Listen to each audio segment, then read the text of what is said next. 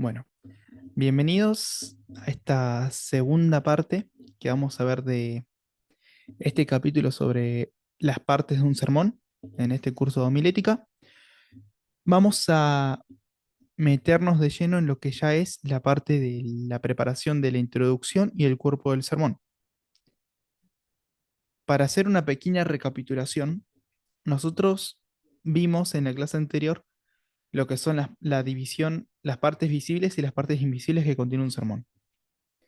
No vamos a meternos mucho de lleno en lo que vimos antes. Sí podríamos destacar, por ejemplo, la parte invisible que contiene el tema, el propósito específico, el propósito general y la palabra reguladora, que bueno, tan invisible no es la palabra reguladora. Ahora vamos a ver por qué.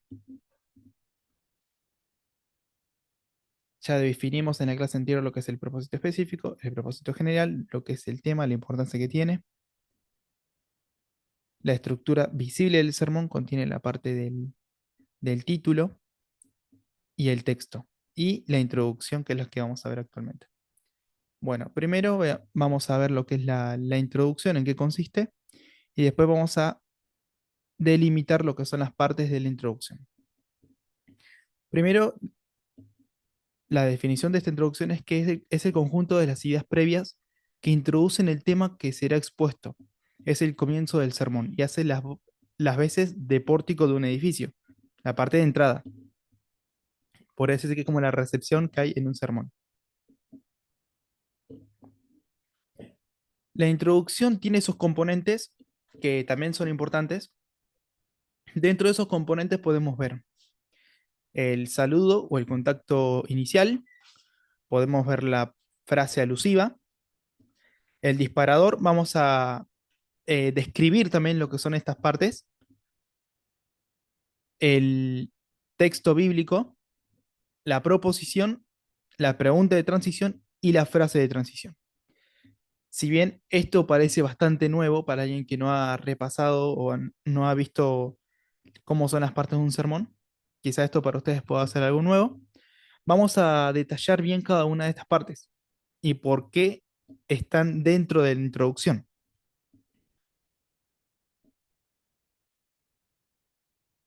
Bueno, primero, vamos a ver cuáles son las cualidades de una buena introducción, el por qué tenemos que hacer una introducción en un sermón. Primero, que desarrolle un solo pensamiento. No hay introducciones dobles. Cuando nosotros elegimos dar un tema, la introducción es únicamente de ese tema. El pensamiento que se expresa estará íntimamente relacionado con el tema, lo que mencioné anteriormente. Es específico, o sea que no hay generalizaciones. ¿Mm? Estamos enseñando quizá algo nuevo para alguien que no conoce. Hay ciertas cosas que no podemos asumir cuando estamos haciendo una introducción. No promete más de lo que brindará a lo largo del sermón. Esto también es importante. Es corta, pero no termina de forma abrupta. Crane sugiere que no abarque más de un 5% o un 15% del sermón. Saqué el promedio de esto, o sea que la introducción no es algo que sea algo muy largo. Supongamos, hacemos un sermón de 40 minutos. Si hablamos de un 5%, estamos hablando de una introducción de 2 minutos. Si hablamos de un 15%, estamos hablando de una introducción de 6 minutos aproximadamente. La introducción está bien preparada y como es algo breve de entre 2 y 6 minutos, se lo pueden aprender de memoria también. Es interesante y es variada. Tiene que ser atrayente de entrada esto. Es el último paso en la preparación del sermón, o sea que ustedes no necesariamente deben empezar por la introducción. Esto lo pueden ir armando cuando ya tienen la estructura del cuerpo, que es lo que vamos a ver también. No es el momento de pedir disculpas. Si no preparó el sermón, no predique. Bueno, fue bastante duro acá el profesor al agregar esta parte, pero el sermón, la introducción, al ser la última parte que se prepara, si no se preparó la introducción, después creo que ya nos dice algo, digamos. O sea, como que no hubo una buena preparación previa para el sermón. Así que es mejor evitar también esos inconvenientes. La introducción también tiene muchas ventajas. Una de ellas, por ejemplo, es que la congregación desconoce el tema aunque se anuncie el título, lo que puede dar lugar a diferentes sorpresas cuando están dando el sermón, lo cual puede ser bastante bueno. Permite al orador un acercamiento gradual, no es algo abrupto hacia el público. Es vital establecer un puente entre el predicador y el oyente. La congregación tiene necesidades que deben ser satisfechas. Esto lo vimos en la primera clase dentro de la definición de lo que es una predicación. Si en la introducción se mencionan las necesidades que serán satisfechas, el orador captará mejor la atención de su audiencia y prepara la mente y la voluntad del oyente para recibir el mensaje. Ahora vamos a ir a los pasos de la introducción. Yo acá tengo, por ejemplo, un sermón que armé acerca de la historia de Nabucodonosor. Ustedes no deberían saber el tema de lleno, pero bueno, creo que les dije en la clase anterior que soy malísimo para los títulos. Tuve que hacer un título acá. Bueno, un, vamos a hablar acerca del saludo, el contacto inicial que se tiene con la audiencia. Una regla elemental de educación nos indica que al encontrarnos con una persona o un grupo de personas debemos saludar. El predicador debe iniciar su mensaje saludando al auditorio. Pero como esta es una clase en la que tenemos 4 participantes, me gustaría que ustedes puedan dar ideas sobre cómo puede ser una introducción. Por ejemplo, si yo le pregunto a Daniel o a Alonso, ustedes en una predicación, ¿cómo sería su primera aproximación al público, a los hermanos? ¿Cómo iniciarían ustedes? No pasa nada si se equivocan al hablar. Igual es una introducción, así que es un saludo que se hace al inicio. Me gustaría escucharlos de ustedes.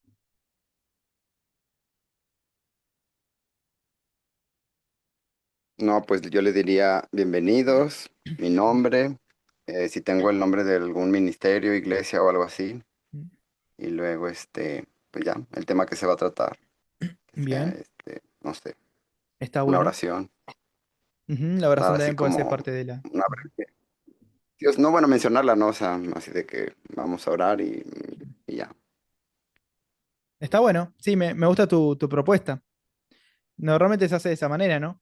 Hay algunos que directamente cuando se suben al púlpito ya hacen la oración, o sea, como que llegan y oran, ¿viste? Y recién ahí hacen el saludo. O sea, cada uno tiene su forma, ¿viste? Está bueno igual. Otra cosa, otro tip que les puedo dar, por ejemplo, es cuando hay visitas. Recuerden que la iglesia también tiene que ser un ambiente en el que cada hermano tiene que sentirse bien recibido, sobre todo si hay visitas. No sé si en sus iglesias se hace, pero a veces cuando viene una visita, la persona que lo invita es la que lo presenta, ¿no? Esto antes de iniciar la predicación. Por ejemplo, cuando ya se canta la doxología, antes de recoger las ofrendas, está alguien hablando al frente y presenta la plataforma. Ahí a veces se menciona un poco el tema de las visitas. Y estaría bueno para que esas visitas se sientan como en casa, también darles un saludo de parte del predicador para hacerles recordar esas visitas que no se olvidaron de ellos. Eso también es un buen detalle que pueden hacer. Bien, el saludo lo pueden armar ustedes como quieran. Ahora vamos a la parte de frase alusiva. Dice, luego del saludo inicial, es aconsejable pronunciar palabras que aludan a la fecha o tema que se considerará. Acá habla de fechas, por ejemplo, porque puede referirse a Semana Santa, puede referirse a Navidad, por ejemplo. Ahí se puede hablar un poco sobre, o sea, el destacar la fecha como un acontecimiento importante. Y si tu sermón va a hablar sobre ese tema, también se le puede agregar a ese evento importante dentro de la frase alusiva.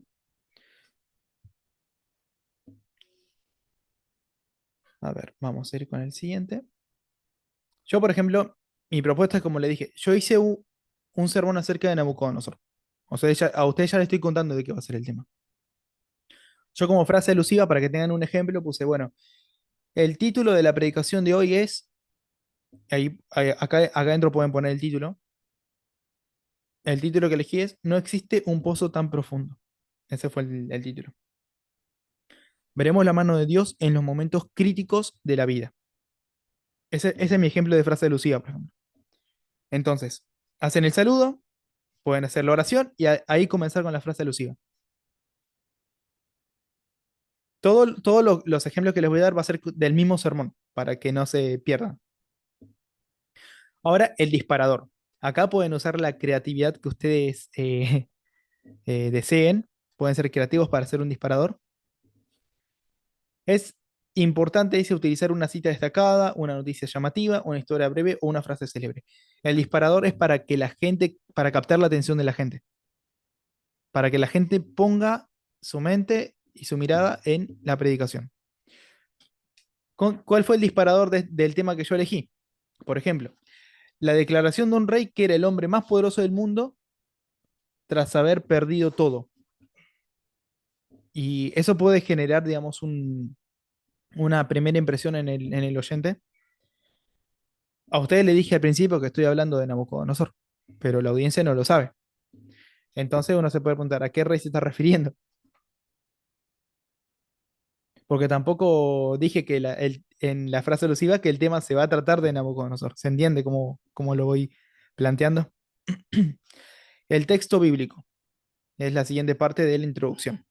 Es vital que el predicador recuerde que predicar es presentar la palabra escrita por medio de la palabra hablada. Es una de las definiciones que vimos en la primera clase. La lectura de una porción seleccionada de las escrituras en la introducción del mensaje producirá un vivo impacto en la mente del oyente. Recuerden que las predicaciones son bíblicas, entonces, para que la gente vea que estamos dando un sermón bíblico, tiene que contener un texto bíblico. Por eso es la importancia del texto. En mi caso, el texto que elegí es Daniel 4:37. Pensaba, en mi caso, yo lo podría complementar con dos textos. No solamente poner un texto, sino que pensaba poner dos. De hecho, se los puedo leer también el siguiente versículo. Se encuentra en Mateo 23:12, que dice, porque el que se enaltece será humillado y el que se humilla será enaltecido. Ahí uno ya podría tener una idea de qué se está refiriendo. Pero también el siguiente versículo es Daniel 4:37. Y acá ya vamos a ser un poco más explícitos. Dice, ahora yo Nabucodonosor alabo, engrandezco y glorifico al Rey del cielo, porque todas sus obras son verdaderas y sus caminos justos, y él puede humillar a los que andan con soberbia. Entonces, ¿cuál puede ser la reacción de la audiencia? Yo ya dije que estoy hablando de un rey que perdió todo. Acá estamos hablando, le puse el versículo de Mateo para dar un poco más de tensión, digamos, al tema. Y al mismo tiempo di el versículo de Daniel en el que ya sabemos a qué rey me voy a referir, Nabucodonosor. Y dice, él puede humillar a los que andan con soberbia. Entonces, hay una historia detrás que la gente todavía, algunos no saben quizás. Y ahí es donde entra la siguiente parte del, de la introducción, la proposición. La proposición es una declaración en la forma más concisa posible por medio de una oración gramatical completa. Es la principal enseñanza que dejará el mensaje. Además, informa a los oyentes acerca del tema con una síntesis de los principales puntos que han de ser explicados o probados en el sermón. Pregunto, ¿hasta ahora se va entendiendo todo lo que estamos viendo? ¿Cómo van distinguiendo las partes del- la introducción? Me gustaría que no nos perdamos en esta parte porque la introducción es importante.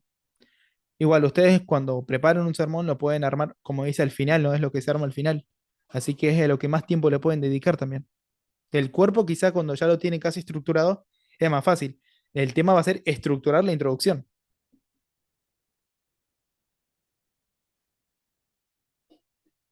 Me gustaría saber si se está entendiendo por ahora lo que estamos viendo. Si quieren que repasemos de nuevo otro punto, lo hacemos. No tengo ningún inconveniente.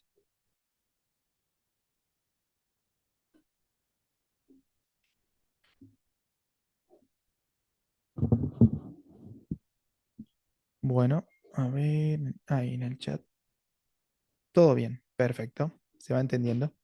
Entonces, la proposición puede ser el tema o el título del sermón, mejor dicho, el tema del sermón, perdón, en una frase.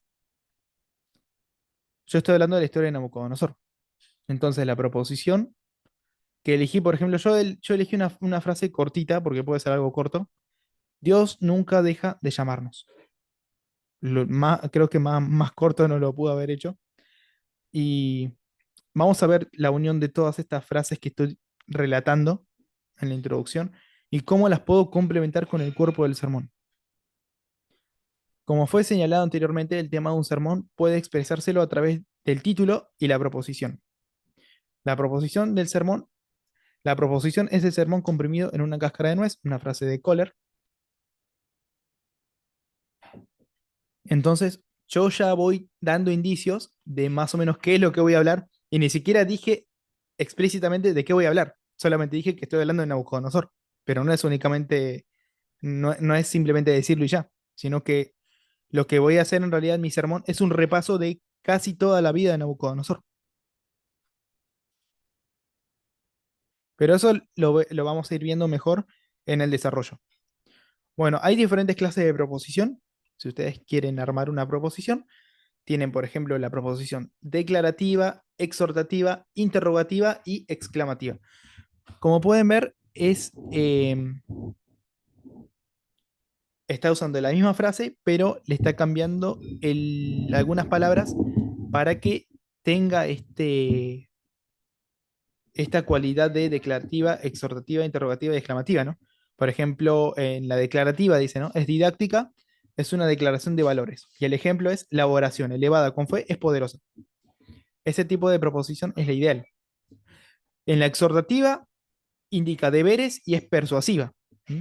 Es un poco más fuerte. La oración siempre debiera ser elevada con fe para transformarse en una oración poderosa. Lo detalló un poquito más ahí. En la interrogativa se puede formular, bueno, mediante una interrogación, valga la redundancia. ¿Por qué la oración elevada con fe es poderosa? Dice, aunque recomendamos no redactarla en forma interrogativa para evitar confundirla con la pregunta de transición, porque hay una parte que es la pregunta de transición, que también vamos a ver, y hay que tener cuidado ahí al momento de plantearlas. Hay que hacer una distinción ahí. Y la exclamativa. Es una declaración que no implica deberes y se la formula entre signos de admiración o exclamación. O sea, tienen que alzar un poquito más la voz cuando hagan esto. La oración de fe es poderosa.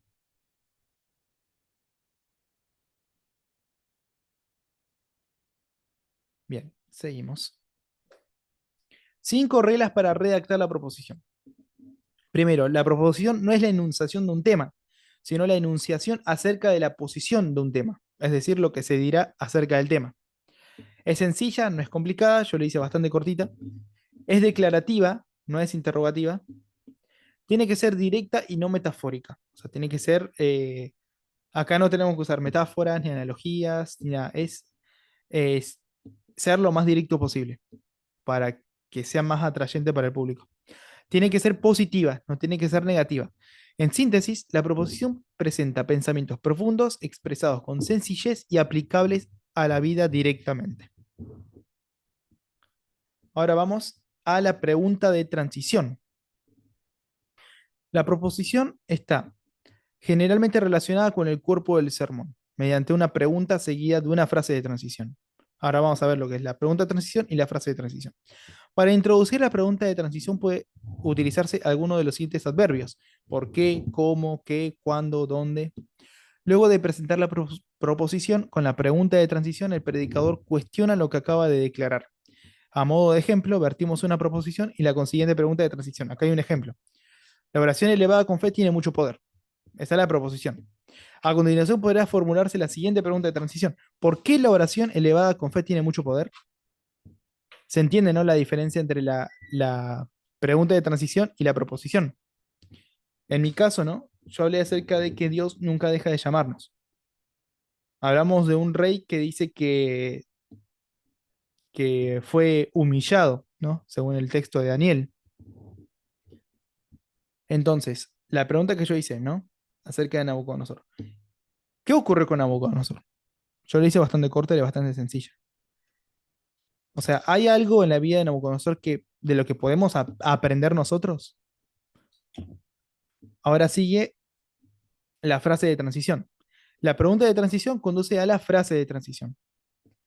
Esta última tiene el propósito de unir la proposición con el cuerpo del sermón. Esta forma de proceder genera una suave transición entre la proposición y el cuerpo.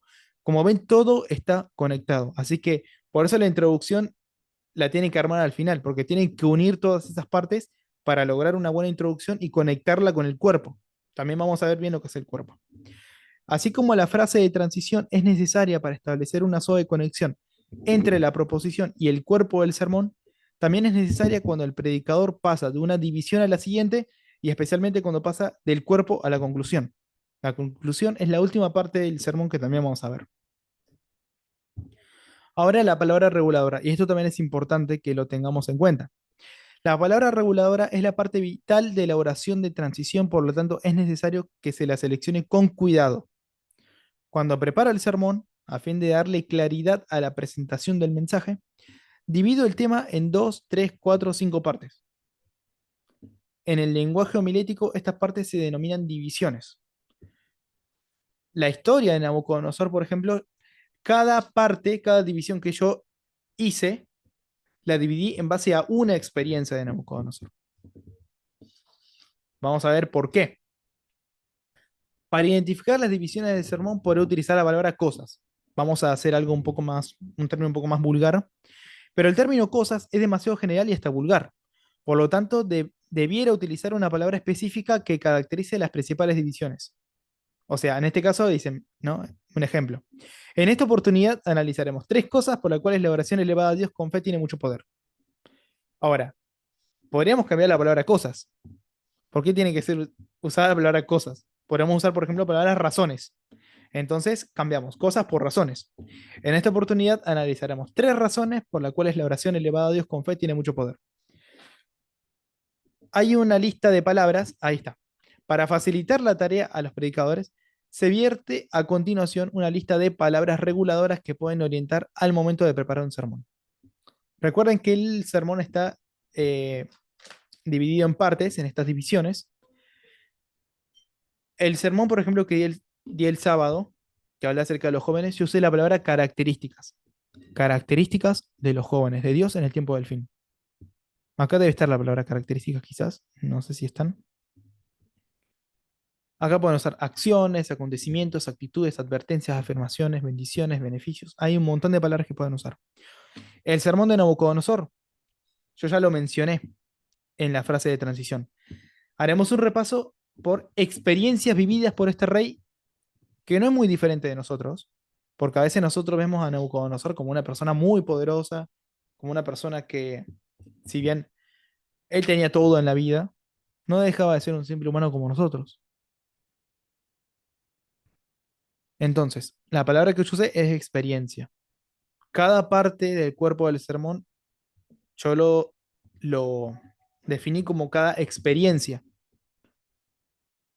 Y también hay una pregunta que yo la puse en el sermón, es ¿qué tan bajo tiene que caer una persona para acordarse de Dios? Esa no la tenía anotada acá. En la predicación siempre lo digo. Lo voy a poner dentro del disparador también, como pregunta. Entonces, el cuerpo del sermón se va a encargar de responder esa pregunta. Y ahí donde vemos las experiencias por las que pasó Nabucodonosor.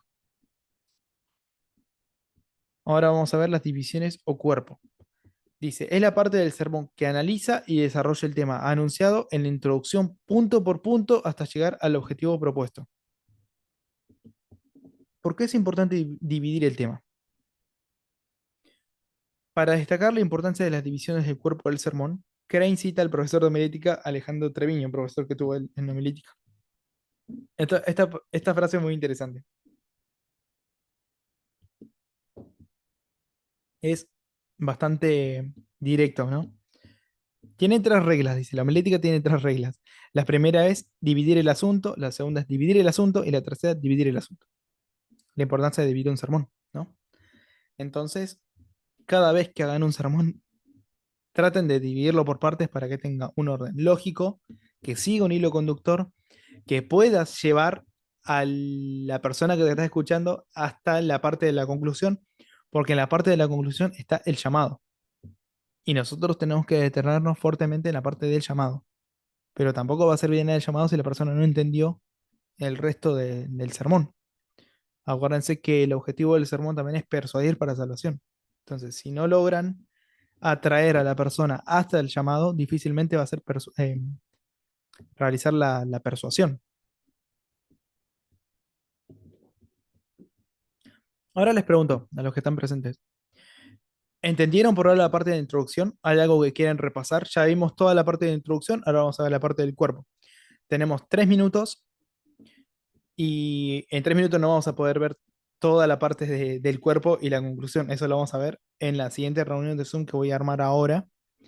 Y me gustaría que pudieran dar sus opiniones acerca de la parte de la introducción, qué es lo que les quedó, qué es lo que les costó quizá entender un poco. Ustedes pueden decirlo, lo repasamos de nuevo. Tenemos 3 minutitos antes de hacer la siguiente reunión y pasar a la parte del cuerpo y de las divisiones del cuerpo. Me gustaría que alguien pudiera hablar y, bueno, alguna duda que tengan, yo voy a estar escuchándolos.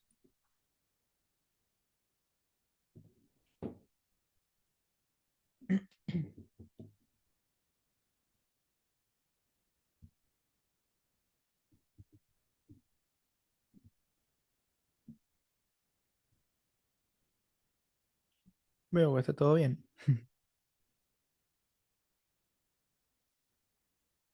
Bueno, ¿hay alguna duda que les quedó? ¿Hay algo que quieran preguntar por ahora? ¿Se entendió? Pueden hacer la distinción, por ejemplo, entre la pregunta de transición y la frase de transición. ¿Se entendió bien lo que es la proposición? Como les dije, si quieren lo repasamos rapidito, a ver si se llega a entender bien, si hay algo que no, que pasé por alto, o si hay algo que lo mencioné muy rápido, pueden decirlo también. Tenemos un minuto. Pues de la persuasión, eso sí está complejo e interesante. Sí, eso lo vamos a ver en la siguiente reunión que haga. Ahora mismo, cuando terminemos esta reunión, ya les voy a mandar el siguiente link para que hagamos la parte del cuerpo y la conclusión. Dentro de la conclusión está el llamado. Así que esa parte también es muy importante y no quiero que se la pierdan, porque ahí vamos a ver la importancia, ¿no? del llamado. Hay varios tipos de llamado también, no nos vamos a detener mucho en eso. Ahí depende de cada predicador, cada uno tiene su estilo de llamado. Después le voy a contar una experiencia acerca del llamado que aprendí que me contaron en teología. Pero sí, cuando armen un sermón, lo, lo último que les sugiero armar es la introducción, porque tiene todas estas partes que ustedes pueden ir armando en base al tema. Quizás si hay una parte que les cueste agregar, puede ser porque, bueno, primero que hay que tener mucha creatividad para hacer la introducción, y segundo porque tiene que coincidir o tiene que ser coherente con el cuerpo del sermón. Quizás si ahí no pueden eh, coexistir a más partes porque quizás en el cuerpo hay que repasar algo. Igual ahora vamos a ver muy bien ese tema de las divisiones y con el ejemplo que yo preparé para ustedes. Así que ya está terminando esta primera reunión y ahí les mando el link para que nos conectemos a la siguiente.